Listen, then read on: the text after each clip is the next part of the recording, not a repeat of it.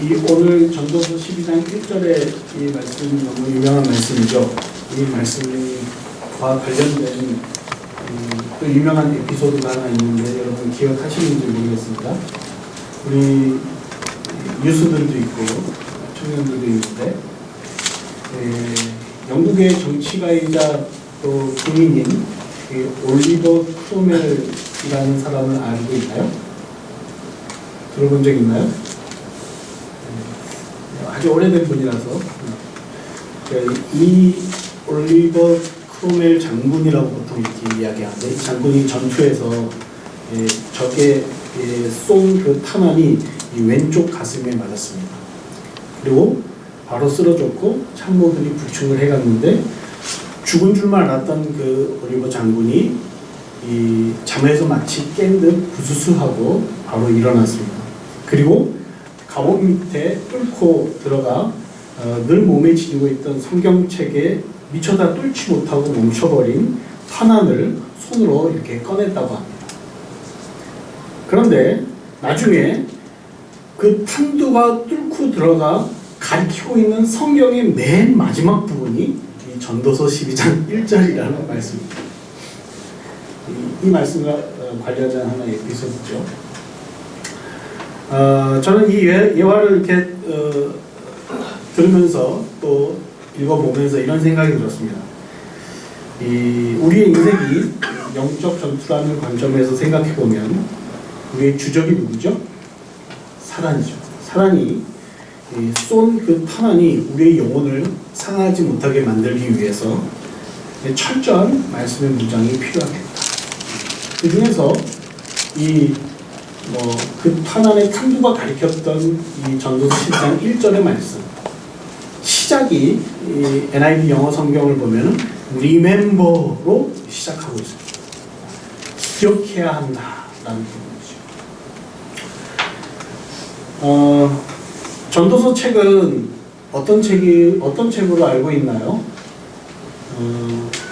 전도서 책, 저는 어릴 적에 이 전도서라는 성경의 한 책을 보면서 그 전도 나가기 전에 반드시 읽어야 되는 지침서, 뭐 이렇게 전도자들이 반드시 읽어야 되는 필독서, 뭐 이렇게 생각을 했어요. 누구든지 읽으면 전도 받아서 온 사람이 누구든지 읽으면 마음의 전도가 되는 그런 책이라고 생각했는데 당연히 아니죠. 저는 얼마 전까지 이 전도서 말씀을 가지고 가정예배를 드렸습니다. 얼마나 진땀을 흘리는 가정예배였는지 모릅니다. 너무나 어려워요. 지혜서, 잠언, 전도서 이렇게 해서 그 가정예배의 본문으로 선택을 하면서 그래도 그 속에서 우리 가족이 이 캐나다 땅에서 살면서 살 수 있는 지혜가 뚝뚝 떨어져 나올 줄 알았는데 웬걸요, 만만치 않고 굉장히 어려웠습니다.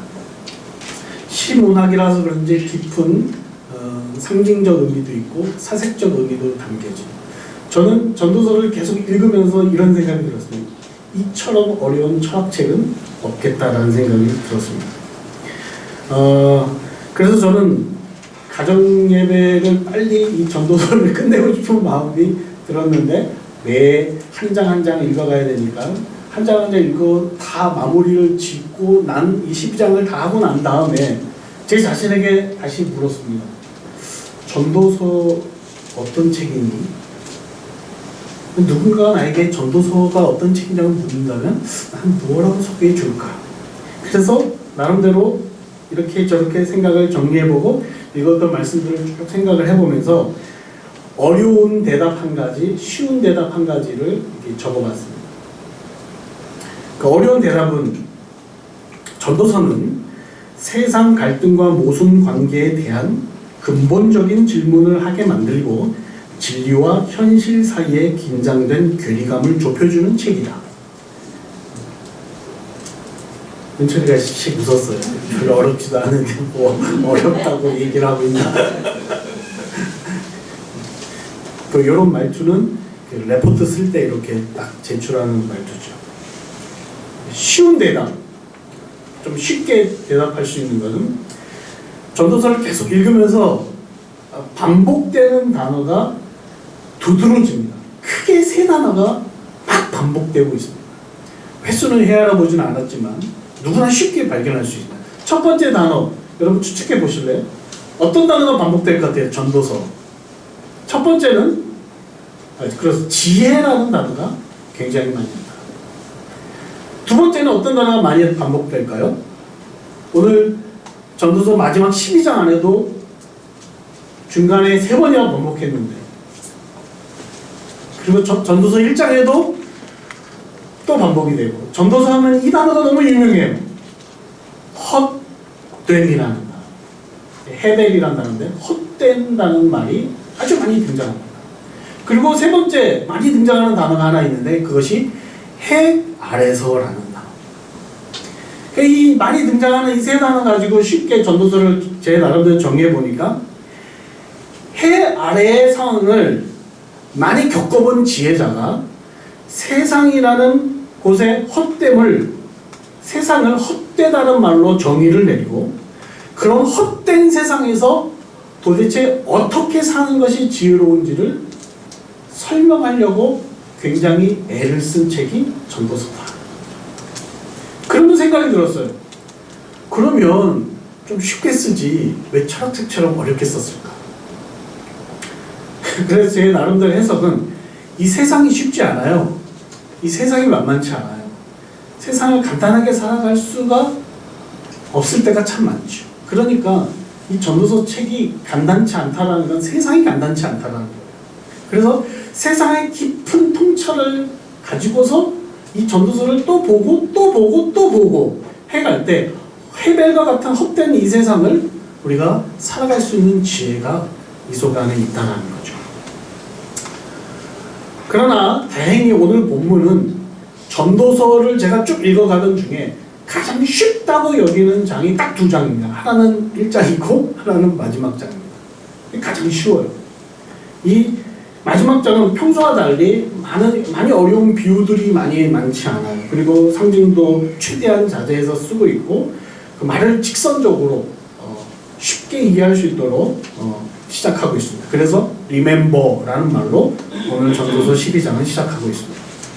제가 이 12장을 읽으면서 느꼈던, 묵상했던 3가지 것을 여러분과 오늘 나누고 싶은데요.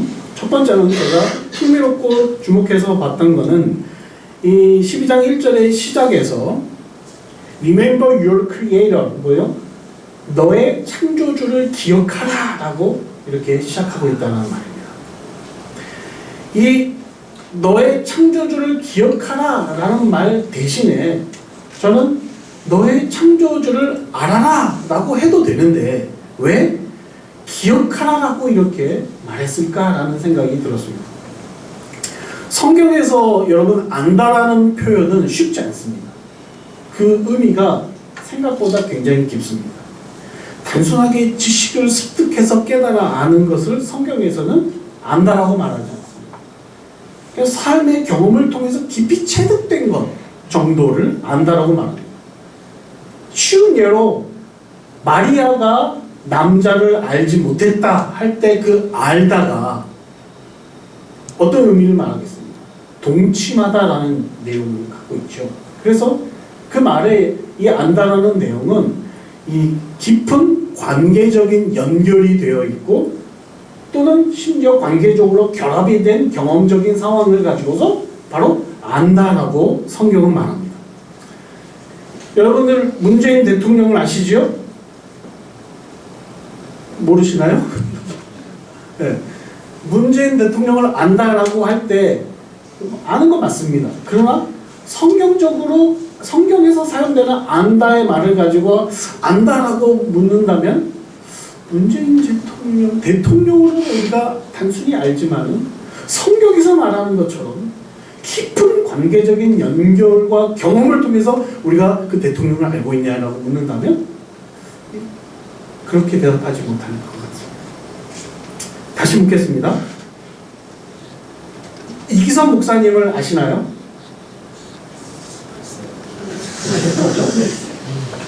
제 설명을 듣고 나니까는 그 대답이 더 쉽지 않지요.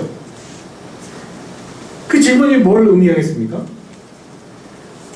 목사님과 깊은 관계적인 연결의 경험적인 상황들이 많이 있었는가? 그걸 통해서 내가 잘 알고 있는가라고 묻고 있는 거죠. 이렇게 성경에서 안다라는 것도 쉽지 않습니다. 그런데 오늘 본문은 너의 창조주를 알아라라고 해도 이건 참 심각한 말인데 그 안다라는 말을 빼버리고 기억하라라고 말하고 있다는 거죠. 그럼 미루어 짐작해 볼 수 있는 것은 안다라는 말보다 좀 더 한 단계 더 깊은 단계가 기억하라라는 말이 아닐까요? 그렇죠?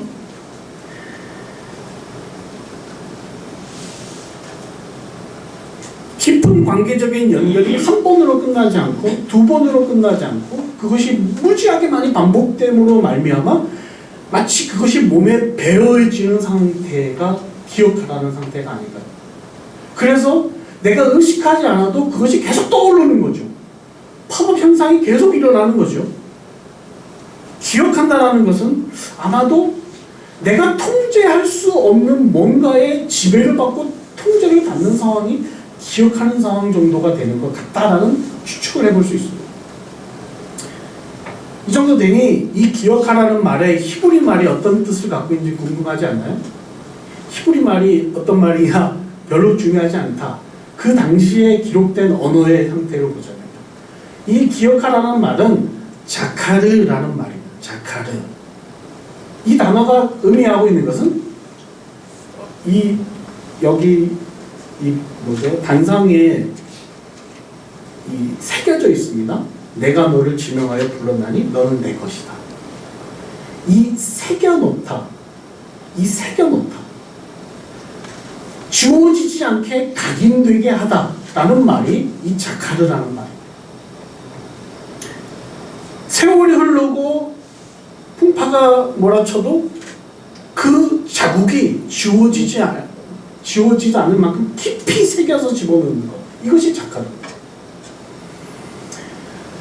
구약 역사를 살펴볼 때마다 하나님의 심정이 어떨 것이냐라고 생각할 때에 저는 이 자카르라는 단어가 떠오릅니다.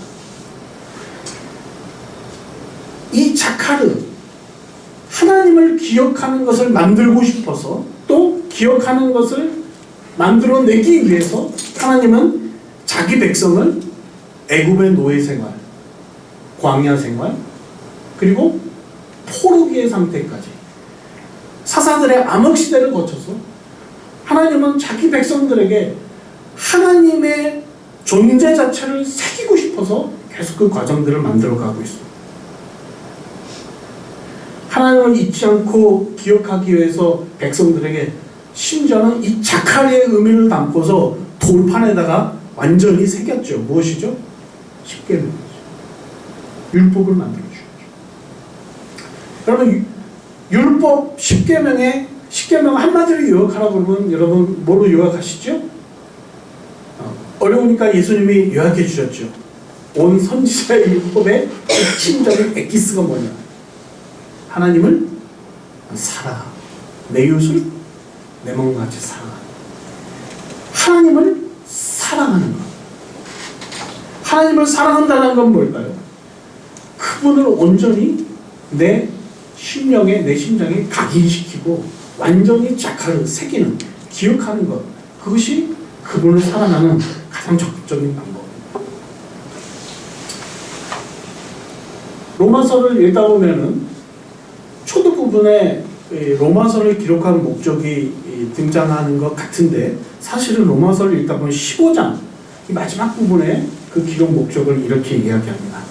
다시 너희에게 생각나게 하려고, 그러니까 기억되게 하려고, 그 의미가 이 구약의 자카르의 의미가 가지고서 사도 바울이 적었던 것을 봅니다. 저는 그래서 나는 창조주를 온전히 잘 기억하고 있나라는 질문을 계속 던져볼 수밖에 없겠죠. 여러분도 그러시겠지만 저도 언어 소통이 그렇게 캐나다에서 원만하지 않는 이상 우리가 하는 일은 어떻게 보면 단순한 노동의 일이 대부분입니다. 그렇지 않나요? 저도 반복되는 그 노동의 일을 하면서 오늘 말씀을 묵상하면서 그런 생각이 들더라고요.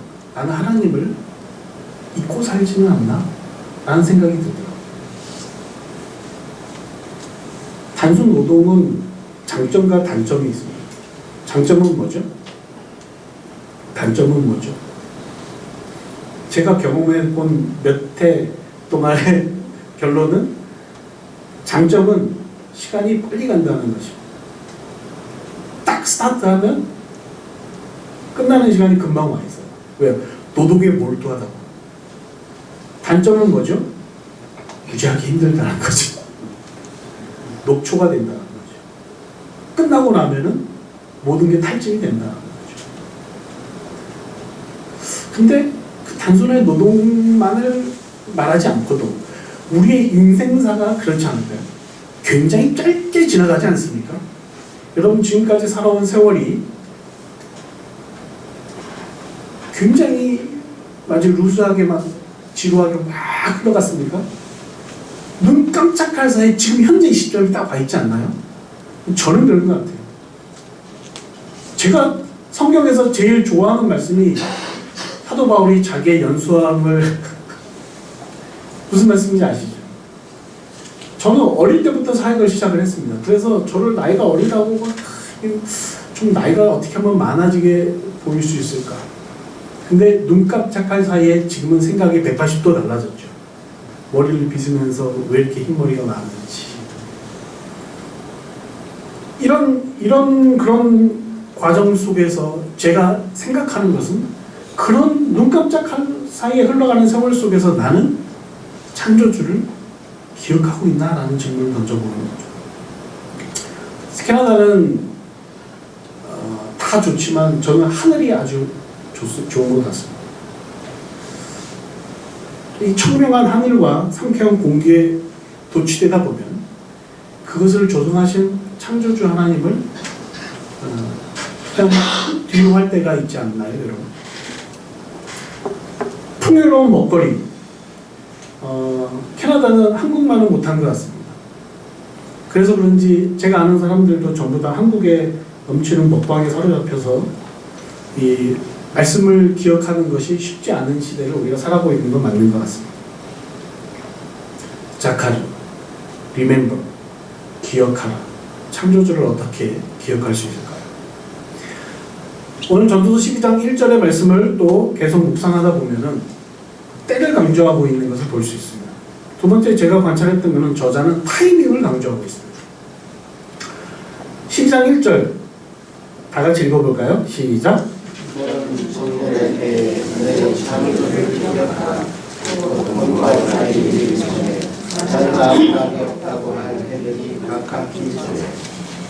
이절 시작! 해와 빛과 달과 별들이 어긋기 전에 이 위에 구름이 다시 일어나기 전에 그리하라.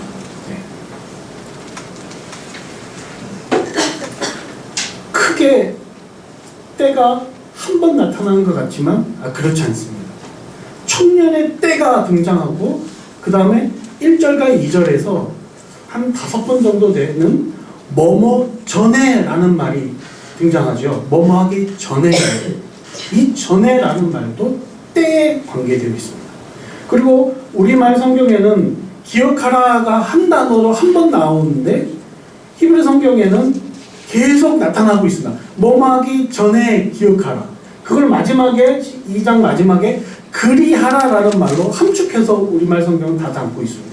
그리하라가 뭘까요? 기억하라라는 거죠. 창조주를 기억하라. 전부 다 전에 뭐뭐 청년의 때에라고 그 타이밍을 아주 강조하고 있습니다. 공고한 날이 이르기 전에 아무 낙이 없다고 할 해들이 가깝기 전에 해와 달들과 별들이 없기 전에 그리하라. 저는 쭉 읽으면서 무슨 생각이 들었냐면요. 이 저자가 이 말을 하고 있는 자기 마음의 상태의 뉘앙스가 이미 자기는 늦어버렸어요. 그래서 많은 후회를 담고 지금 이 말을 하고 있는 것 같아요. 제가 볼 때는. 그것이 이제 3절 밑으로 계속 읽어보다 보면 그것을 더 정확하게 느낄 수 있는데요. 그 타이밍이라는 거는 여러 가지의 의미 속에서 발견되고 생각될 수 있는데, 여러분이 처음 기억하셔야 될 것은 우리는 지금 타이밍 때를 살아가고 있다는 거예요. 무슨 말이냐면요, 청년의 때를 살아가고 있다는 것을 기억하시기 바랍니다. 청년이 아니신 분 손들어 보시기 바랍니다. 다 청년이시죠. 여러분이 손들기 싫어하는 속성을 제가 이용했습니다. 다 청년입니다. 왜요? 히브리 말에 이 청년이라는 단어가 갖고 있는 의미는 단순 젊은이를 이야기하지 않습니다. 그 시대의 사람들이 가지고 있는 배경 속의 청년은 전쟁터에 군인들을 징집 또는 모집할 때에 그 사람들을 모집하는 그 시기가 새벽녘이었습니다. 이 청년이라는 단어가 갖고 있는 의미 속에는 새벽이라는 의미를 갖고 있습니다. 다시 말해서 새벽 시간에 군인들을 모집할 때 오는 그 군인들의 모든 부분들, 그래서 선발되는 그 군인들은 대부분 누굴까요? 늙은 사람들이 아니고 청년들이 선발되어져. 그래서 여기 청년의 때라는 것은 하나님 앞에서 하나님의 사람으로 선발된 사람들을 모두 가리켜서 청년이라고 말하는 것입니다. 하나님은 우리를 이 시대에 청년의 때로 부르셨습니다. 하나님 앞에 그리스도의 일꾼이고 그리스도의 군사고, 우리는 하나님 앞에 그런 사람들로서 그렇게 불려진 사람. 그래서 우리의 타이밍은 청년의 타이밍을 지금 살아가고 있습니다. 모든 그리스도인들이 바로 청년이라는 것이죠. 근데 그때가 이제 사라질 때가 온다라는 거죠. 우리가 주님 앞에 가야 될 그때, 이 땅에서 살아가는 그때를 그때가 다 지나가 버려요. 그러기 전에 라고 지금 말합니다. 그럼 3절부터 볼까요? 여러분 성경을 한번 보시죠. 읽지는 않았지만 한번 같이 보면서 이제 2절부터 3절부터 이제 시의 특성이 나타나는데요. 그런 날에는 이렇게 시작하죠. 이 그런 날이라는 것은 한 사람의 인생의 마지막 때를 말할 수도 있고요, 시대의 마지막 때, 말세지마를 이야기하는 그때라고 해석을 할 수도 있습니다. 집을 지키는 자들이 떨 것이며, 이 집을 지키는 자들이 떨 것이다 라는 것은 누굴 말할까요? 집을 지키는 사람들.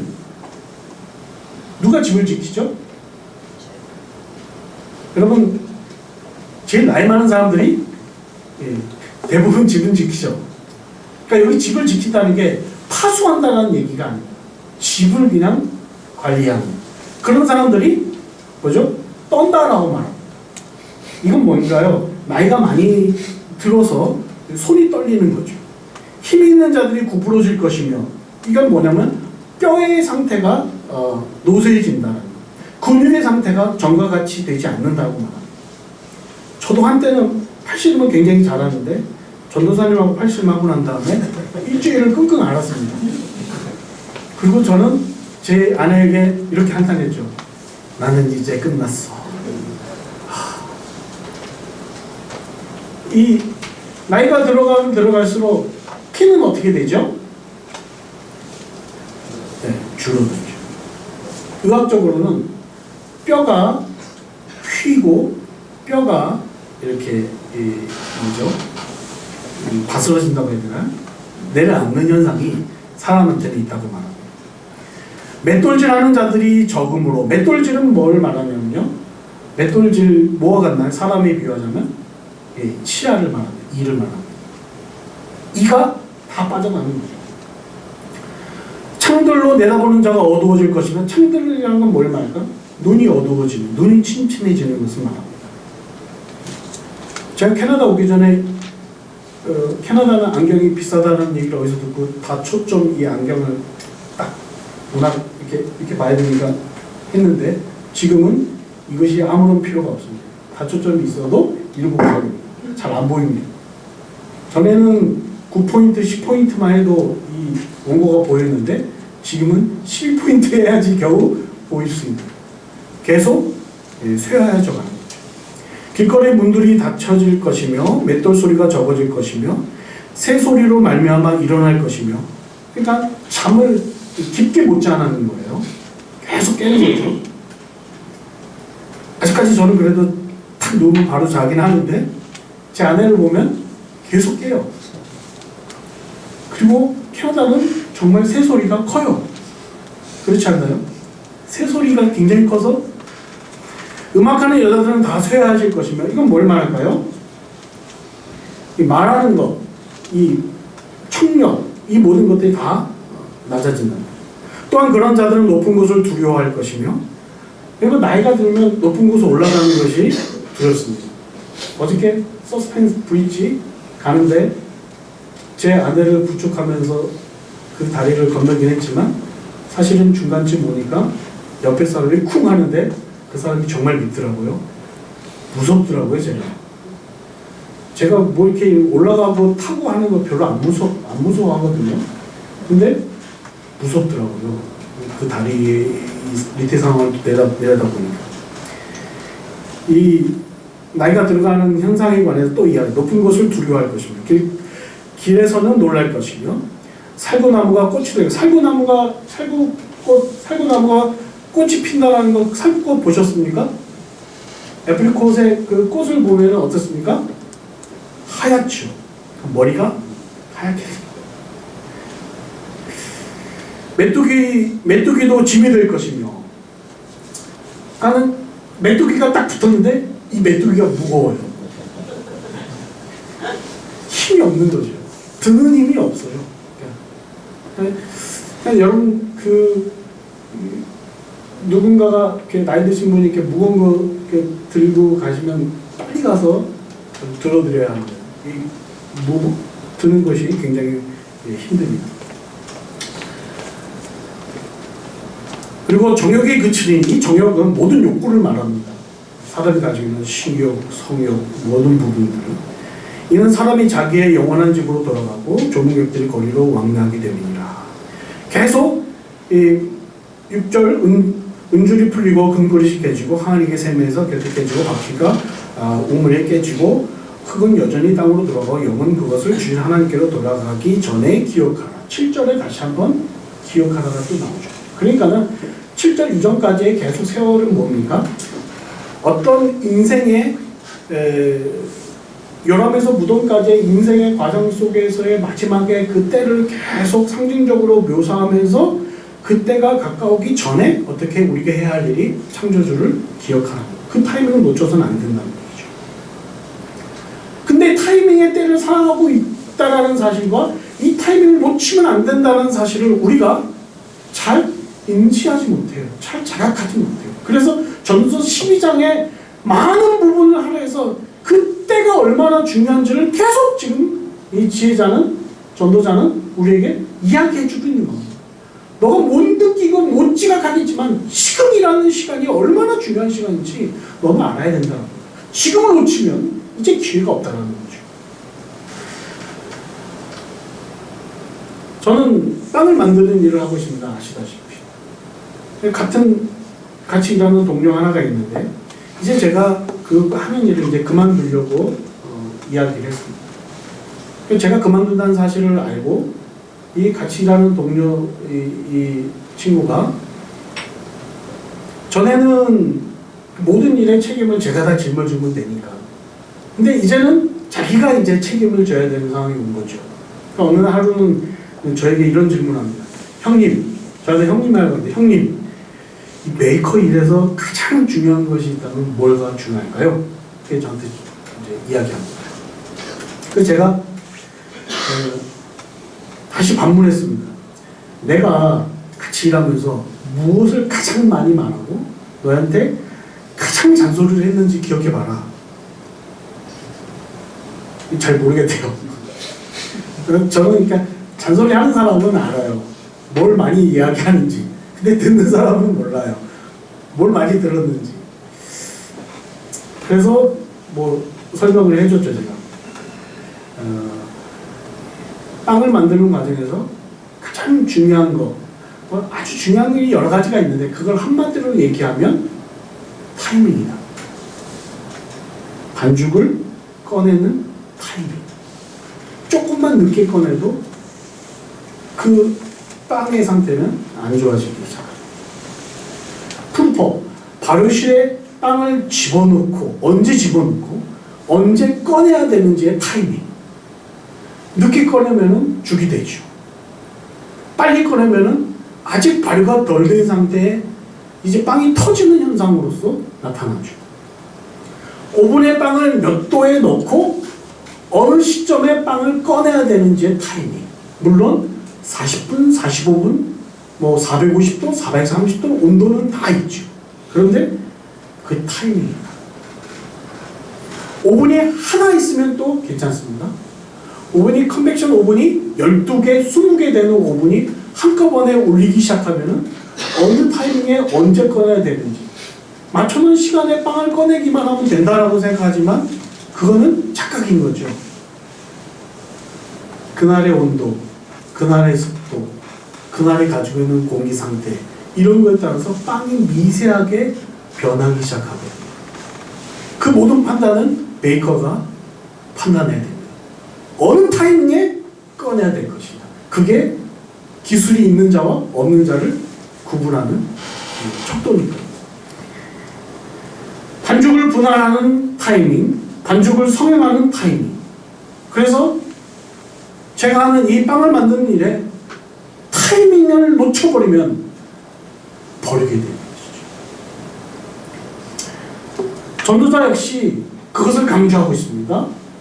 인생을 빵 만드는 것이 아니지만 인생에 살아가는 것 속에서도 작고 큰 타이밍들의 연속일 것이고 그 타이밍은 이제 마지막 그 타이밍, 그리스도인으로 이 세상에서 살아가는 그 마지막 타이밍을 놓치지 말고 너를 누가 만들었는지 그 창조주 하나님을 새기고 기억해야 한다는 것이죠. 얼마 남지 않았다는 것입니다.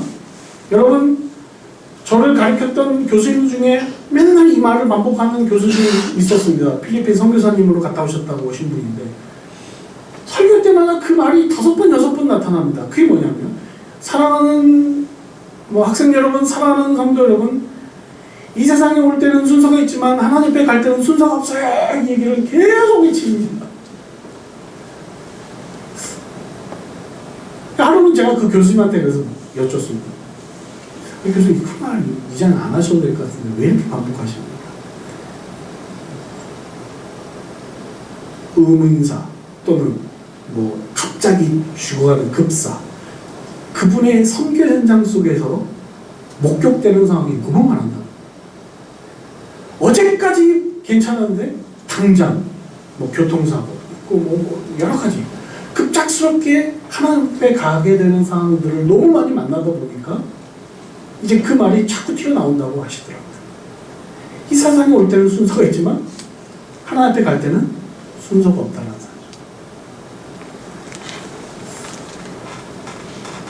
그때 제가 신학생 시절에 그 소리가 정말 너무 반복돼서 듣기 싫었는데 요즘은 가끔 떠올라요. 왜 그럴까요? 제 머리가 살구나무에 꽃이 피기 시작했다는 얘기죠. 그죠? 저는 저희 집사람과 이렇게 컴퓨터로 이렇게 영화를 좀 보는데 무슨 영화예요? 로망스였나요? 로망이라는 영화가 있습니다. 그 이순재 할아버지하고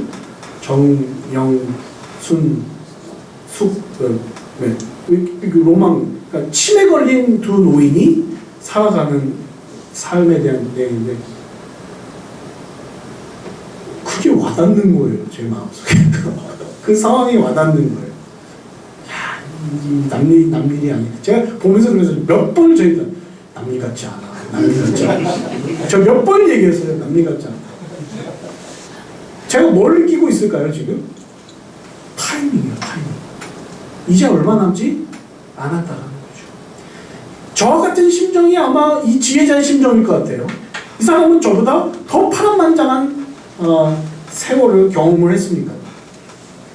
모든 것을 다 경험을 해봤잖아요. 그러면서 더 강조하거든요. 여러분과 나누고 싶은 마지막 부분은요. 마지막으로 저자는 기억하라라는 적용적 해석을 오늘 본문에 담고 있다는 것입니다. 너희 창조주를 기억해라라고 반복해서 얘기했지만 그것으로 부족한 거예요. 뭔가의 명확한 그 해석을 말하고 싶은 것 같아 보였습니다. 여러분 8절부터 한번 보세요. 12절까지의 내용을 보면은 전도자가 전도서를 다시 요약 정리하는 것처럼 느껴집니다. 헛되고 헛되다 모든 것이 헛되다라는 얘기 1장에서부터 했는데 다시 이야기하고 있어요. 그리고 자신의 전도자로서의 책무 이행 과정을 쭉 이야기하는 것 같습니다. 전도자는 지혜자이어서 백성을 자기가 많이 깊이 생각하고 연구하고 많이 지었다고 얘기하고 있고요. 전도자는 전도자를 하면서 자기가 이 전도자의 책무를 어떻게 이행하고 있는지, 그 이 말씀이 얼마나 신뢰성이 있는 건지를 당부하고 있는 것이 나타납니다. 그러다가 13절 다 같이 한번 읽어보십니다. 시작.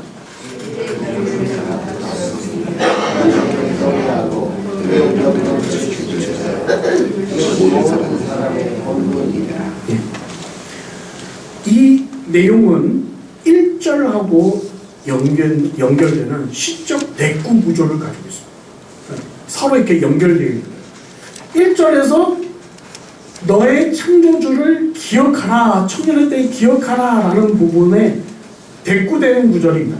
일의 결국을 다 들었으니, 이제 결국을 다 들었으니 모든 것을 결론적으로 다시 종합해서 말하는데 너의 창조주를 기억하라 라는 말을 다시 쓰지 않고 하나님을 경외하고 그 명령들을 지킬지어다. 이것이 모든 사람의 본분이다 라고 스스로가 창조주를 기억하라는 말을 해석, 적용하고 있는 것이 이 부분입니다. 창조주를 기억한다는 것, 저자는 하나님을 경외하는 것이고 그의 명령을 지키는 거라는 거죠. 하나님을 경외한다고 할 때 제가 떠올랐던 건 딱 두 가지 부분이었습니다. 그 전주에 우리가 여기서 책 읽기 하면서 들었던 내용이 딱 떠올랐습니다. 아브라함이 이삭을 모리아산에 바치죠. 그때 죽이기 직전에 뭐라고 하시죠? 하나님이 뭐라고 말씀하시죠? 이제야 내가 나를 경외하는 줄을 알겠다. 그때 경외라는 단어가 들어갔더라고요. 제가 보니까.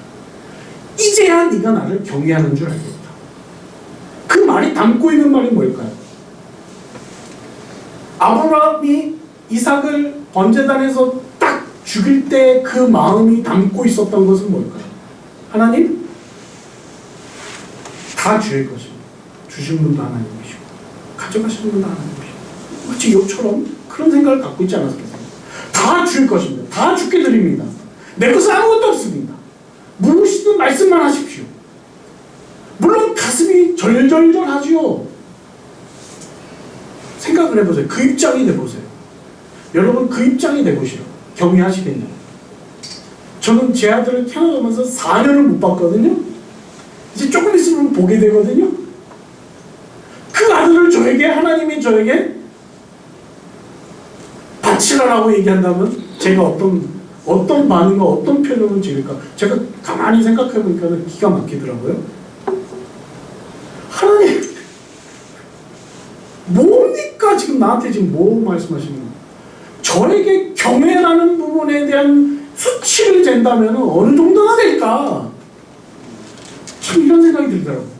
내가 주인 삼은 모든 것 내려놓고, 그 찬양 너무 좋아하면서 그 사랑 감격해서 막 찬양을 부르는 나의 이 감정의 상태는 경외가 아니라는 거예요. 경외라는 거. 정말 행동으로 그 즉시 즉각적으로 하나님께 반응하는 것이죠. 그리고 또 떠오르는 경외라는 단어가 생각이 나는데 그게 뭐냐면, 애굽 왕이 남자들 다 죽이라고 했대. 이 시프라하고 그 산파들이 남자를 살렸습니다. 이 남자를 살린 이 산파들에 관해서 성경은 말합니다. 이 산파들은 하나님을 경외함으로 하나님이 그들의 집안을 흥왕하게 하시니라. 이렇게 그때 경외라는 단어가 썼던 걸 제가 기억합니다. 뭘 말하죠? 왕의 명령을 거역했다라는 건 뭡니까? 목숨을 걸었다가. 그래서 저는 오늘 말씀을 생각하면서 경외라는 단어는 여러 각도, 여러 상황에서 해석 적용할 수 있겠지만 제가 떠올랐던 두 가지 장면만 가지고 생각해 본다면 죽음을 불사한 믿음의 실천적인 행동이 경외입니다. 경외라. 그러니까 단순하지 않아요. 창조주를 기억하라고 말하는 이 저자, 보통 솔로몬이라고 우리가 얘기하지만 이 저자가 마음속에 품고 있는 그 하나님의 경외의 정도는요, 간단치 않다. 자, 명령을 지킨다는 것, 이 지킨다는 건 간직하다, 사수하다, 보존하다라는 이 샤마르라는 단어인데 이 헬라말에서 더 많이 나타납니다. 테레오라는 말로. 여러분, 이 지킨다라는 말을 하면 가장 먼저 떠오르는 예수님의 말씀이 있습니다. 요한복음 14장에 있죠. 뭐죠? 내가 나를 사랑하는 자면 계명을 지킨다는 거죠. 제가 읽어드리죠. 14장에는 그것이 계속 반복되는데 너희가 나를 사랑하면 나의 계명을 지키라. 15절이고요. 21절에 나의 계명을 지키는 자라야 나를 사랑하는 자니. 23절이요. 사람이 나를 사랑하면 내 말을 지키리니. 24절이요. 나를 사랑하지 아니하는 자는 내 말을 지키지 아니하나니. 여러분 14장 안에 이렇게 저렇게 앞뒤로 바꾸지만 똑같은 말을 지금 계속 반복적으로 하고 있습니다. 사랑하니? 정말 사랑하니? 그럼 지키는 거야. 지키니? 지키면 너가 날 사랑하는 거야. 이 아주 단순한 테러의 원칙과 같은 이 지킨다는 말이 예수님의 말 속에 이렇게 반복되고 있습니다. 여러분, 요한복음 14장은 어떤 장인지 여러분 아시죠? 성령에 관해서 가르치는 장입니다. 성령이 우리 가운데 함께 하시면서 성령이 하시는 그 일 가운데 가장 중요한 건 뭐냐면 하나님을 사랑하는 거예요. 하나님을 사랑하는 것은 뭡니까? 주님의 말씀대로 그 말씀을 지키는 것, 태교하는 것. 이 내용을 생각하면서 제가 떠올랐던 한 교회도 있습니다. 어떤 교회냐면 초대교회 중에 그 7 초대교회 중에 한 교회가 떠올라서요. 어떤 교회일까요? 빌라델피아. 빌라델피아 교회가 칭찬을 들은 교회죠. 근데 그 교회가 어떻게 칭찬을?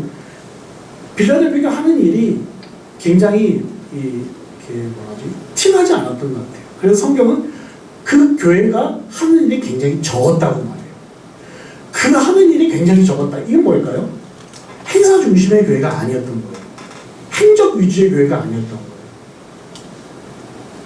뭐 어떤 상황인지는 뭐 상상을 해보게 되지만, 그런데 어떤 칭찬은 하는 일이 적었지만 말씀을 지키었다라고 칭찬을 듣고 있습니다. 계시록 3장 8절 10절에 제가 그대로 읽거든요. 볼지어다 내가 내 앞에 열림으로 뒀으니 능히 닫을 사람이 없으리라. 내가 내 행위를 아노니. 이 빌라델피아 교회요. 내가 작은 능력을 가지고서도, 그러니까 행위가 그렇게 많죠. 작은 능력이에요. 내 말을 지켰으니. 중간에 또 이렇게 한다. 내가 나의 인내의 말씀을 지켰은즉 이라고 칭찬되는 이 한 교회가 등장하는 것을 보십니다. 이 저는 지킨다는 말씀을 이렇게 생각하면서 하나님께 이런 생각을 했습니다. 하나님, 다시 하나님의 말씀과 사랑에 빠지고 싶습니다. 여러분 한번 질문을 던져보세요. 하나님의 말씀과 사랑에 빠진 적 있나요? 그때가 어느 때인지 기억하시나요? 하나님, 다시 하나님의 말씀과 사랑에 빠지고 싶습니다. 저는 분명히 기억나요. 제가 사역을 하면서 하나님의 말씀을 사랑에 빠졌을 때는 1명, 2명의 청년을 가지고 1대1 제자훈련을 하는, 디사이플 트레이닝을 하는 그 시간을 준비하면서 말씀을 푹 빠지고 그 말씀에 흥분했던 기억이 나요.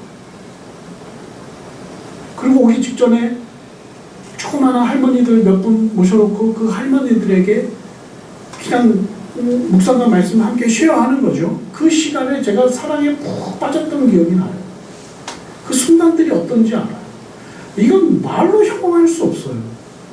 정말 꿀송이보다 달달하고 만한 이 다윗의 이 시편 기자의 고백이 이 사랑 속에서 뚝뚝 떨어지는 그 꿀을 맛본 사람의 고백이었던 것 같아요. 여러분 그리스도인이시죠? 여러분 청년의 때를 살아가시죠? 하나님 말씀과 깊게 사랑할 수 있는 그건 정말 행복한 은혜인 줄 압니다. 이것을 뺏기지 않는 것 정말 필요해요.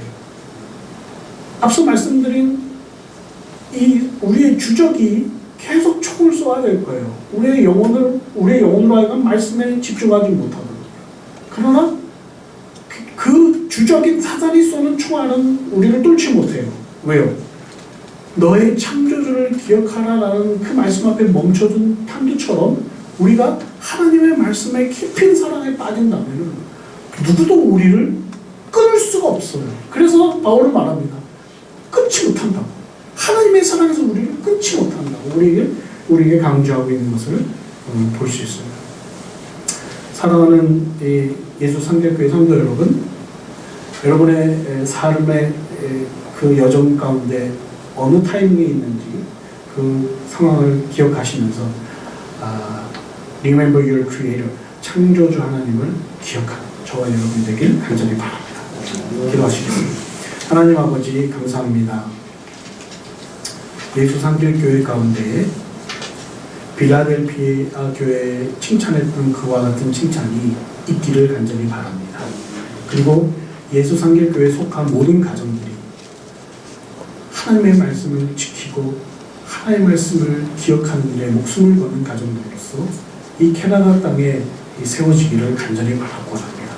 예수 상결교회는 하나지만 한 가정 한 가정이 각 교회가 되어서 그 속에서 하나님께서 보시고 기뻐할 만한 많은 창조자님의 기억의 찬양과 기억의 말씀 앞에 집중함의 모습들이 있게 주님 역사하여 주시기를 간절히 바라고 원합니다. 그러므로 말미암아 하나님 이 청년의 때를 살아가는 우리가 많은 믿지 않는 그리스도인들에게까지 영향력을 끼치는 그러한 하나님의 자녀로서 이 땅에 부끄럼 없이 살아가는 저희들 되게 주님 은혜를 베풀어 주시기를 간절히 바라고 원하옵나이다. 모든 것 주님 의지하고 예수 그리스도 이름으로 기도드리옵나이다.